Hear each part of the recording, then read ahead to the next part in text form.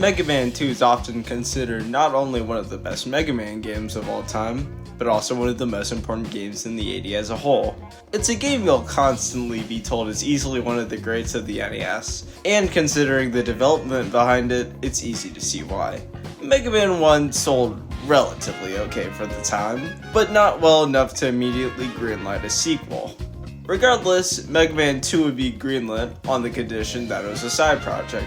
Understandably, given that sales were ultimately decent but nothing outstanding, but Keiji Inafune and the other staff members would begin working diligently on the project for about 3 months or so. And thus, the passion-driven Mega Man 2 would finally see the light of day. Mega Man 2 would also later go on to be a commercial slam dunk, and it was also the highest selling Mega Man title for many years to come. But before another great game took its place, but we'll get there when we get there. But to make a long story short, Mega Man 2 lives up to all the sales. And it absolutely deserves its status as one of the best Mega Man games of all time. As I mentioned previously, Mega Man 1 was a very solid game, but it had issues which made it a little less appealing to some. Already from the start, Mega Man 2 is an improvement on this front. Mega Man 2 takes numerous strides to solve Mega Man 1's most glaring faults. In terms of the basic gameplay, Mega Man controls a fair bit better than previously. I didn't mention this in the Mega Man 1 video, but Mega Man had this weird laggy startup whenever he started moving. This is likely to make inching forward easier, and especially in a intense platforming challenge, is something you'd probably want. But that ultimately has a side effect. The responsiveness of Mega Man was not up to snuff, so in Mega Man 2 they outright fixed it. It was never a deal breaker in my eyes, hence why I didn't mention it, but from here on out, in Mega Man 2 and every other subsequent game, this is essentially the default control scheme and it works amazingly. It's a small change, but one that makes the platforming of Mega Man 2 easier to grasp. I found myself undershooting my jumps a lot less than in Mega Man 1, but aside from the slight changes to fundamentals, Mega Man 2 mostly plays the same. Same controls, same general design, all of that is here and accounted for. But Mega Man 2 does have some nice additions, which makes it a slightly more rounded out game.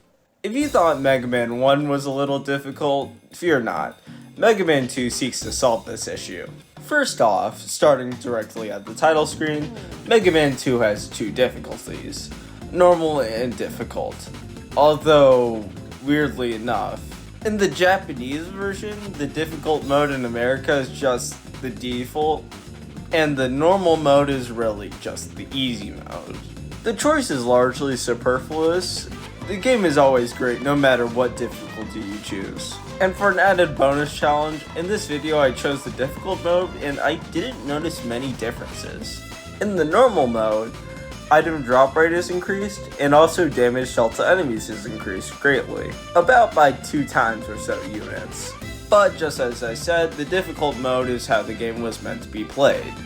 And the transition is honestly pretty noticeable. Damage is the easier one to notice because boss fights take much longer, but definitely the biggest shakeup is the lack of weapon energy in the difficult mode. In the normal mode, you're doing lots of damage already and you're also getting a lot of energy, so you rarely run out of gas.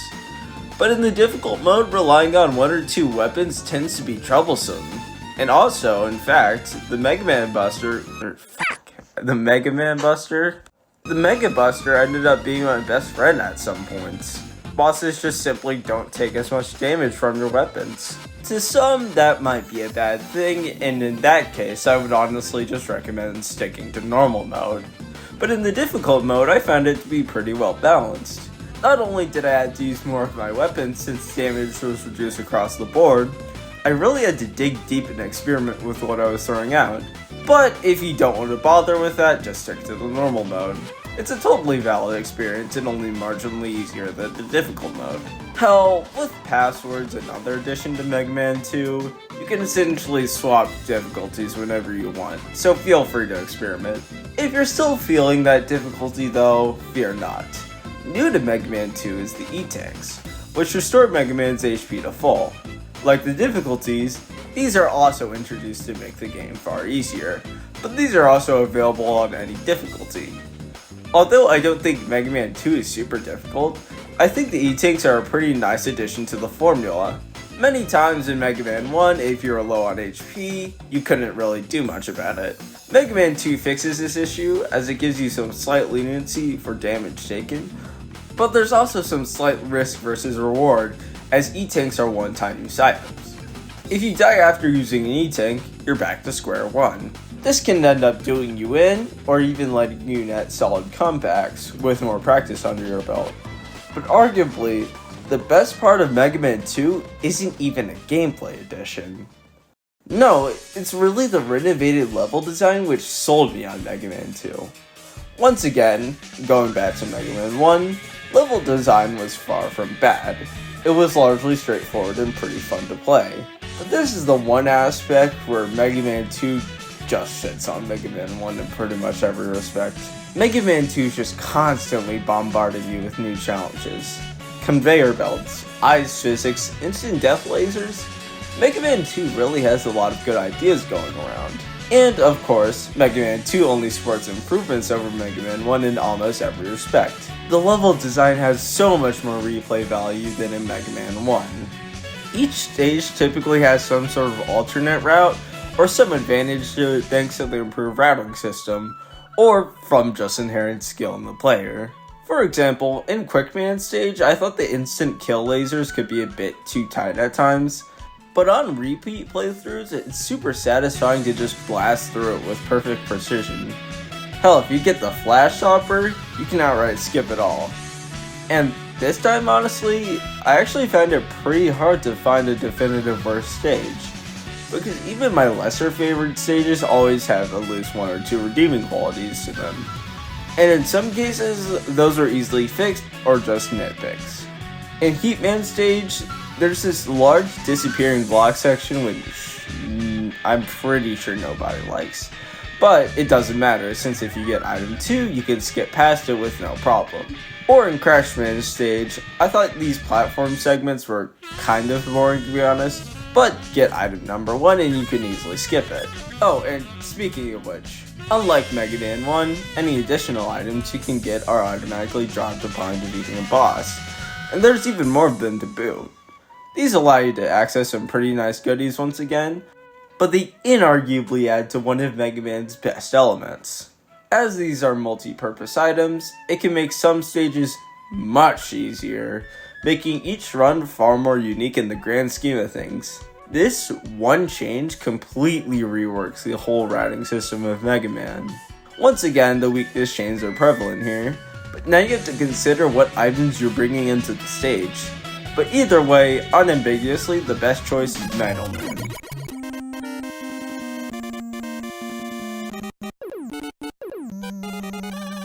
His pattern and stage are very easy to defeat with the solo Mega Buster, and he also has a lot of E-Tanks too. Also, the Metal Blade is often considered to be the best weapon in Mega Man 2. No bullshitting here, it fires in 8 directions, does decent damage to most enemies on top of that, and even does piercing damage, making it especially effective.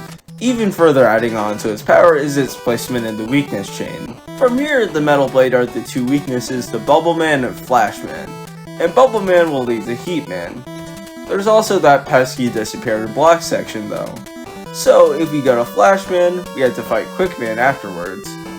But Quick Man does have that pesky laser section that I mentioned.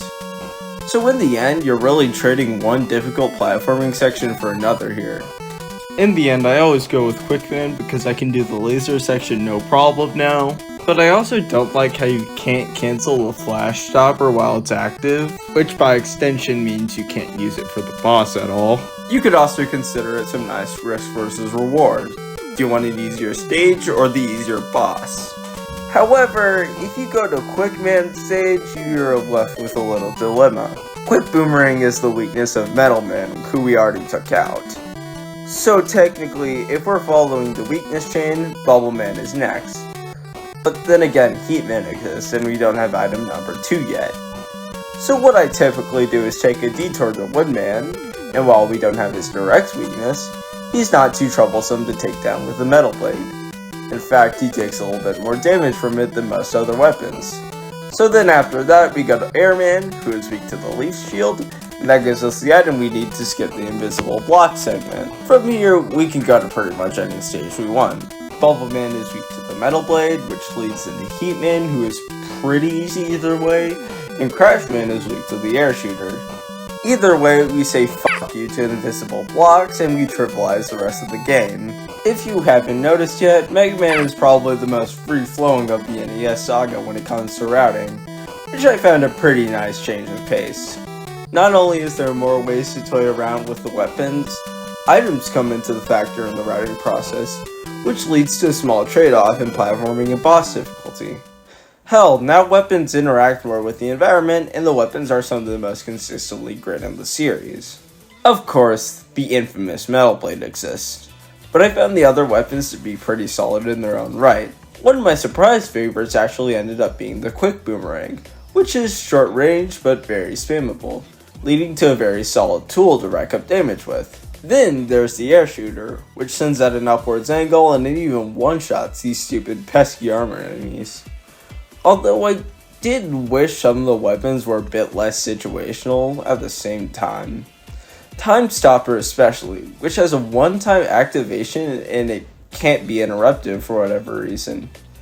Maybe it would be overpowered if you could cancel it on a whim, but it's pretty unintuitive whenever I have to wait to swap a weapon out. Almost all bosses are immune to Time Stopper anyway, so it just feels like a waste of time. Oh, and by the way, you can't shoot while time is stopped, so...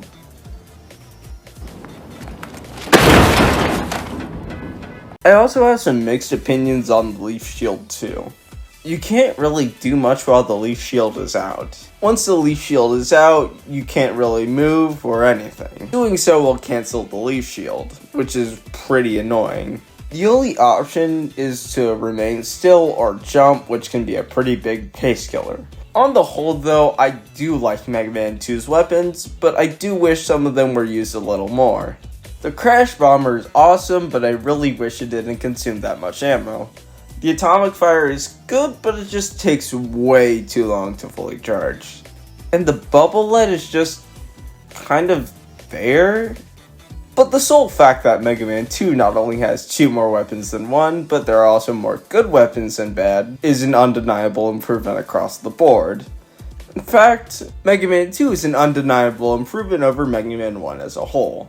Not only does Mega Man 2 have great level design, it has some small but necessary gameplay additions and some pretty killer weapons. Mega Man 1 was not a fundamental failure on most levels, check my first video, but there are some pretty big stickling points. Mega Man 2 only improves on the formula, and adds its own little spices to make it a joy to play.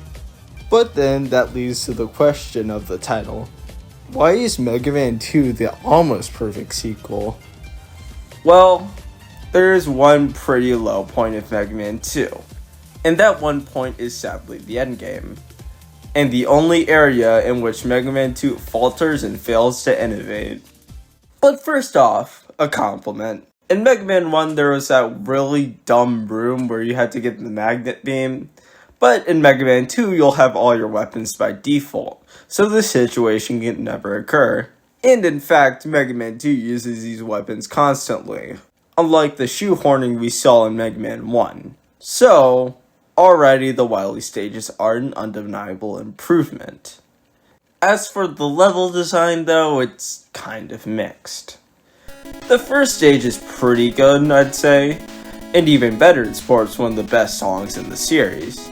I don't really talk about music in my reviews because, let's be honest here, it's not really relevant half the time, but I had to make an exception here, the song is pretty good.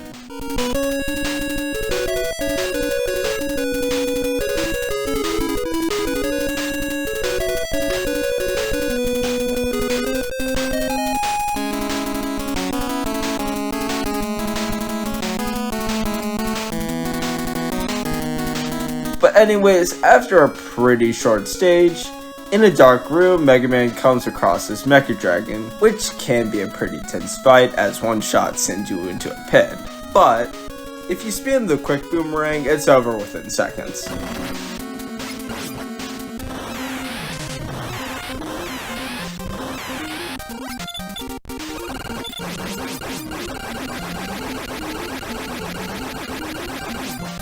And then there's the rest of the Wily stages, which just fucking nosedive in quality.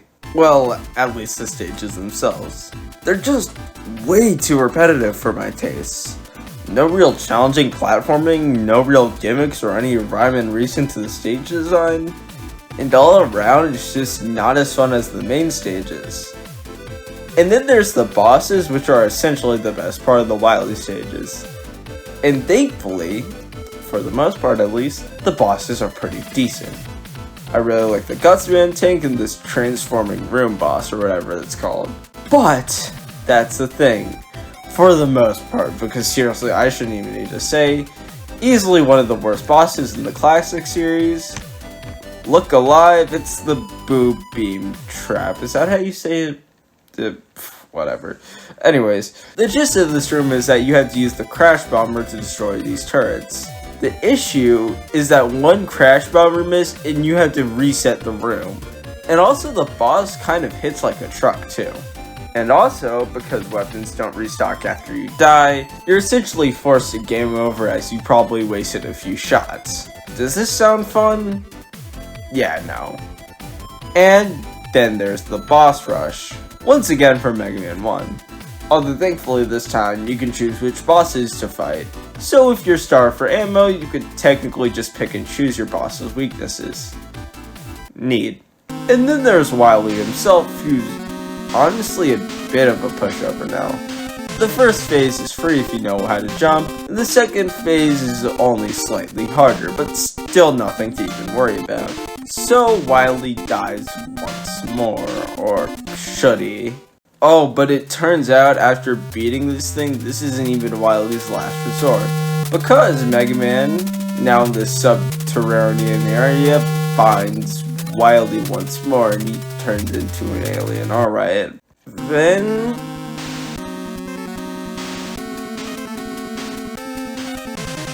I don't even know how it's. To his credit, the alien is practically invincible.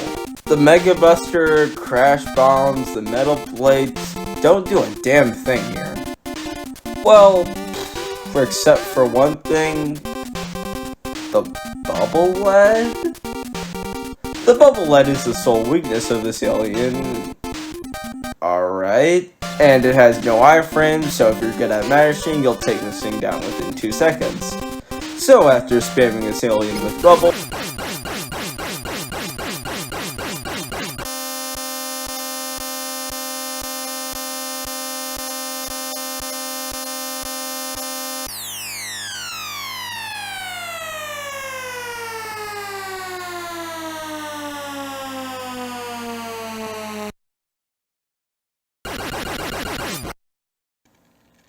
sorry, what's going on again? Oh, yeah. Turns out Wily was in fact not an alien. And instead was controlling a hologram. And after Mega Man defeats Wily, he gives up once more, and justice prevails in the end. Mega Man, once again, after a hard-fought battle, walks back home in silence. The seasons change. The music is atmospheric. And Mega Man leaves his helmet on a hill as the blue skies shine once more. What? Yeah, if it wasn't clear, the Wily stages are obviously the low point of an otherwise phenomenal game. They're not that dreadful, but when they're contrasted with some of the most iconic stages in the series, they leave so much to be desired. Mega Man 2 is so painfully close to being the best Mega Man game of all time, but the final few stages leave that up for debate. I don't think the entirety of the Wily stages are dreadful, but compared to the rest of the Mega Man 2 saga, which was full stop pretty much flawless for its time, the Wily stages remain largely mediocre. But then again, the Wily stages are a small part of an otherwise fantastic game, because I pretty much have no issues with Mega Man 2 as a whole. I have rarely complained over these past few dozen minutes or so. Mega Man 2 is truly one of the best sequels of all time, and one of the most important games to ever exist. Without Mega Man 2, Capcom would have given up on one of the best platforming series in gaming, and that alone is worthy of praise. But Mega Man 2 goes far beyond being simply good enough like the first game. It becomes, in my eyes at least, a huge step towards the ideal Mega Man experience almost 4 decades later, and one that holds up remarkably well compared to some other NES games, and even beats out some modern games today. With how many copies Mega Man 2 has sold, I think it's pretty safe to say that it'll remain as an all-time classic. This is a great game, no doubt about it. And for me, Mega Man 2 will always be a fun revisit every now and then. And I hold no hesitation that Mega Man 2 is undoubtedly one of the greatest games of all time. Unlike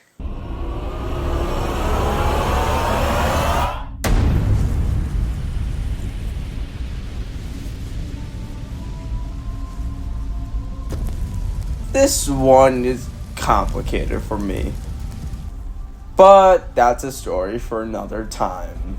Hey guys, it's the Goose here, and yeah, that was Mega Man 2. If you like this video, be sure to give it a like, but if you dislike it, please tell me what I can improve on so I can, make better videos for you. If you're interested in seeing me talk about Mega Man 3, give this video a subscribe. Or, me a subscribe. I took a lot of strides in this video to help improve the pace, especially helps that we're at the initial gameplay of Mega Man, so I don't have to re-explain all of that.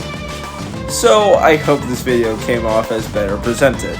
Also, I noticed last time I didn't put a Google form in the description, and the reason why is because YouTube makes you verify your account now, which is weird because I've had my account for since like 2022, I'm pretty sure. This is a new account. This isn't attached to my personal account. But I still think it's pretty silly since I've been an active Google user for about 6 or 7 years now. But regardless of YouTube's stupid policies, I'll try to leave a form in the comments, and I hope it's clickable, and if it's not, just shoot me a DM or something, I don't know. I don't have much else to say other than that. At least nothing that was stated in the prior video, which you should totally watch. I mean, this video is a follow-up after all, so I'll be checking out for now. So in the meantime, thanks for watching, and stay tuned for more Goose. Okay, one thing I legitimately forgot to mention. Mega Man 3, the script is done at least. I recorded Mega Man 3 and 4. Those should be going out sometime soon. Hopefully. Give me like a month or so. Okay, bye.